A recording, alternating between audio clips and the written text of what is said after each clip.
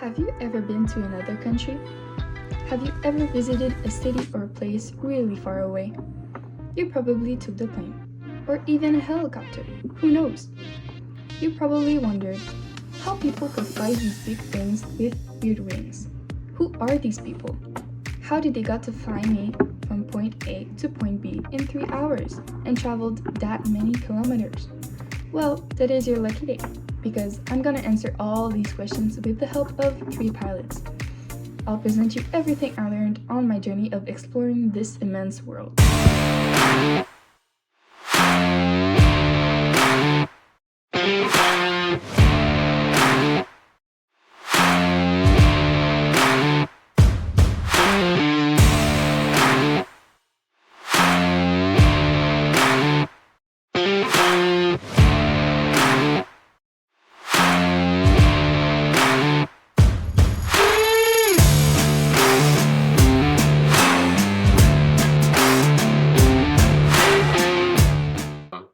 My name is Grant Blair. I joined the Royal Canadian Air Force in 1992, and I went through pilot training. In the military, after you join the military, you get a salary, you get paid while you're learning how to fly. And the military will teach you everything you need to know to fly whatever aircraft you get assigned. On a civilian side of aviation, if you wanted to become a pilot, you'd go to a flying school and you'd pay money and you'd train and you'd pay for each lesson. And you'd do a bunch of lessons, and when you were ready, you'd get your private pilot license.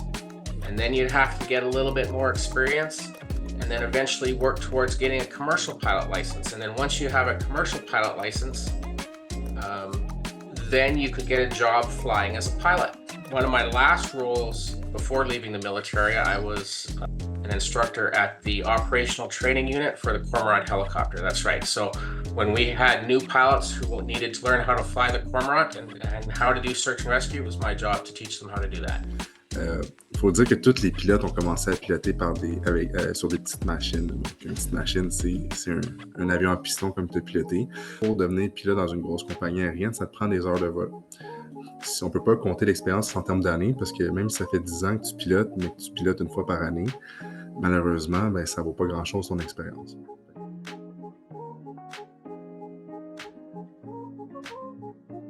On pose tout le temps, c'est est-ce que tu es vraiment un pilote?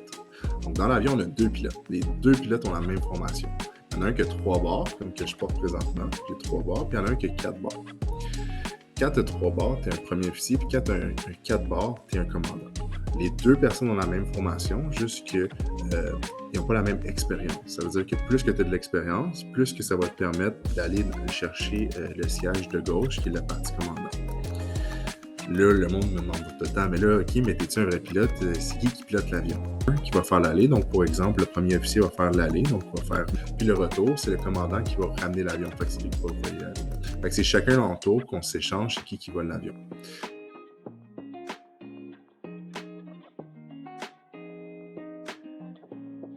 So, there is de-icing and anti-icing, but the product we use is essentially glycol. Now, if it snows, we'll have to go to the de-icing bay.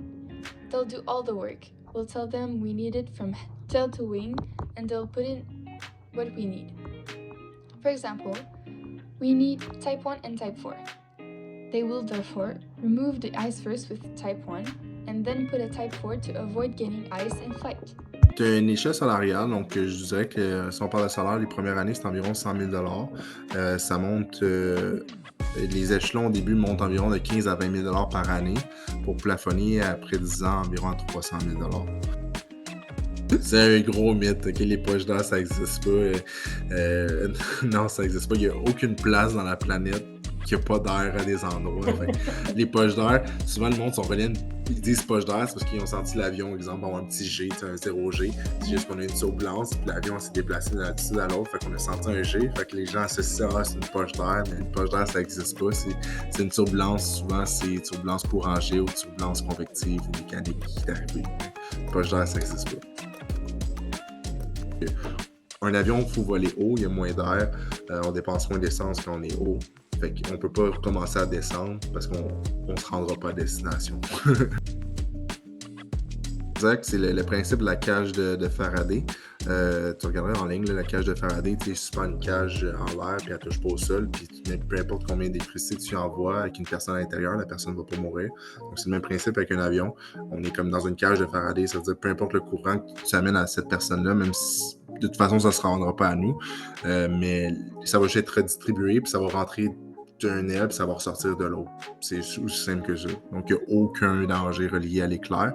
Danger d'électrocution pour un passager en avion, là, c'est jamais arrivé. It is all included by the company. They will pay for your training. So, in addition to paying the pilot it trains, the company must pay for the simulators, which cost several $1 million. All this costs around $30,000. So, the company will pay absolutely everything for the employee.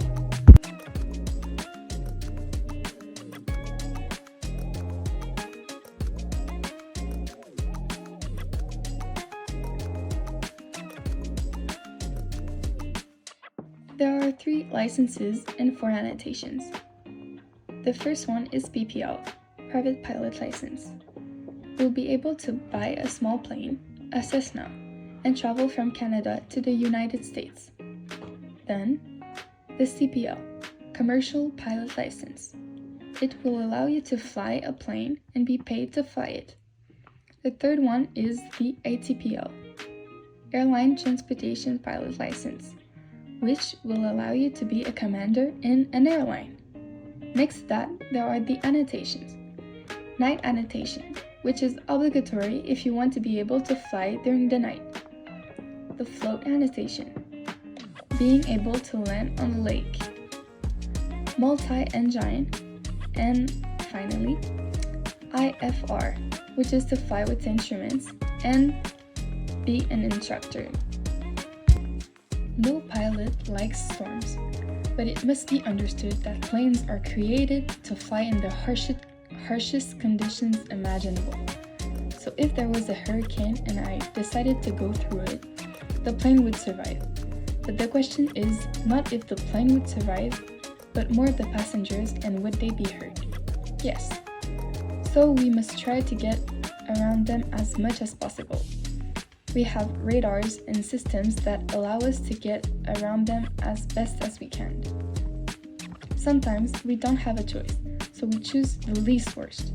For example, if we have a hurricane on one side and strong winds on the other side, we'll choose the least worst, which is strong winds.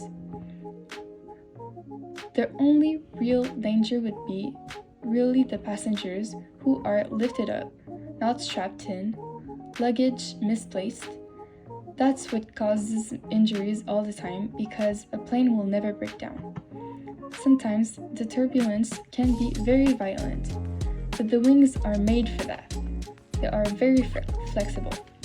I have 3,000 hours of flight time, and I have already experienced very severe turbulence that people were screaming and crying in the back. But we were not afraid because we knew what the plane could take. It can be scary for passengers who don't know what's happening, but there will never be any danger to the structure of the plane.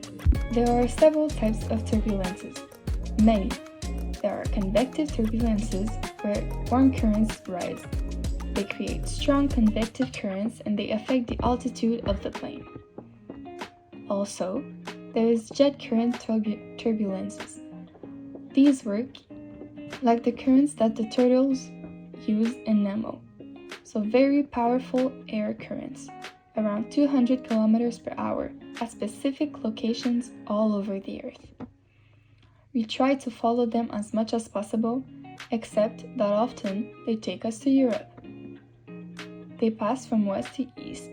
If we go to Florida, for example, we will cross these currents sideways. We know that when arriving in these currents, there will be definitely turbulences. However, they are predictable, so we sometimes try to change altitude to avoid them. But this is not always possible because we have to maintain altitude. Oui, quand même, parce que c'est quelque chose de très spécialisé. Puis l'aviation française, c'est quelque chose qui est quand même assez vieux. C'est pas difficile d'accès, mais par rapport à un autre domaine, si t'es ingénieur mécanique par exemple, c'est sûr que ça va être un peu plus compliqué de rentrer dans l'aviation, surtout si t'as pas de contact là-bas, parce que ça marche beaucoup avec des contacts aussi. Donc ouais, il faut que sinon c'est peut-être moins difficile d'y rentrer avec quand même quelques années d'expérience. Mais dans l'idée, ouais, c'est un peu plus difficile que de rentrer dans l'aéronautique ici.